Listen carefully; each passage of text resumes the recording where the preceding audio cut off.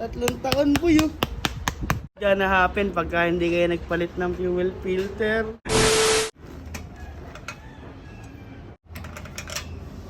Ayan na. Ito na. Naku po. Daming gasolina. Ayan na. Tumisilip ah. Daming gas ah. Parang may lumot ah. Ala! Ala. Nandiyan na itsura yan. Wow! Lalabas din yan. Ito na. Sumisilip na boy. Oh, kulay dilaw pa rin oh. Okay pa. Okay pa. Ito. Eh. Teka. Ayan na. Ito na. Diyan natin malalaman. Dito sa labas oh. 3 taon. Pagpag. 3 taon. 3 taon. Oh. 3 taon. Oh, okay naman ah. Okay pa oh. 3 taon po yun. Wow. Gonna happen pagka hindi kayo nagpalit ng fuel filter.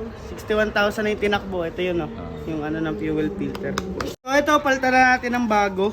Ayan, kasama na yung ano, yung o-ring. Palitan na rin natin yung o-ring kasi itong o-ring na to is magana. Advisable tol, di ba? Advisable na Hindi kailangan. na siya maibabalik ng maayos dito. Ayan o. Ayan o. Hindi na siya lalapat ng maayos. Kaya, obligado na pag nagpalit kayo ng fuel filter, magpapalit kayo ng o-ring. Ito yung papalit natin. Bago na. Genuine yan, di ba? Ayan ang itsura ng bago. At saka ng hindi. Dito nga, tingnan mo Ayos dito. pala eh. Kitang-kita mo yung ano yun. Dito wala. Wala na. Ay, dito lumabas. Ayan na lang oh. Diba?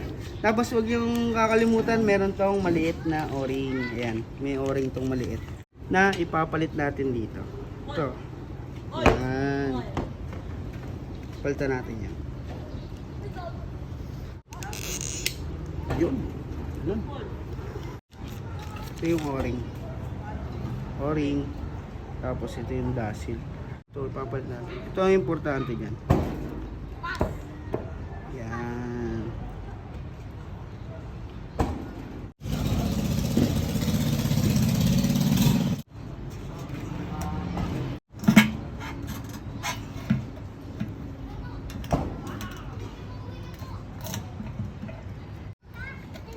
Yun, kailangan ganun.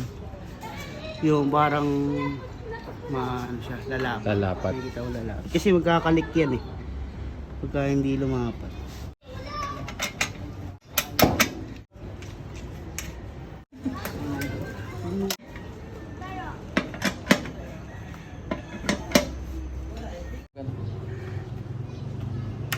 Yan! So sa mga magdi-DIY dyan, ganun lang magpalit ng fuel filter. Ayan. Pinaka the best dito na 20,000 palit lang. Mga ganun kasi nakita nyo 60 oh, 60,000 oh, sobrang dumi. Diba? Sobrang dumi na. Pagka mga ganun na yung tinakbo. So yung owner, pwede na siya magpalit ngayon 30,000 para kalahati. Bahala siya yan. Yan, so ganun lang. Let's go!